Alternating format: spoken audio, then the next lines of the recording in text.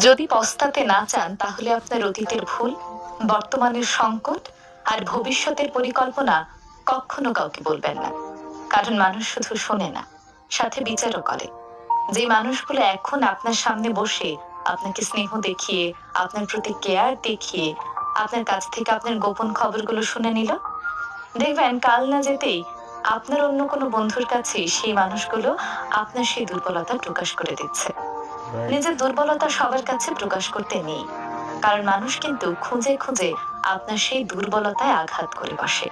সে আপনার যত কাছের মানুষই হোক না কেন, আপনার সেই দুর্বলতা আপনার কাছেই রাখুন। আপনার দুর্বলতা নিজে নিজে কাটিয়ে ওঠার চেষ্টা করুন।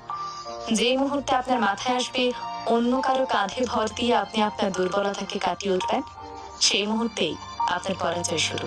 কারণ ওই যে, মানুষ শুধু শোনে না, সাথে বিচারও বসায়। তাই আপনার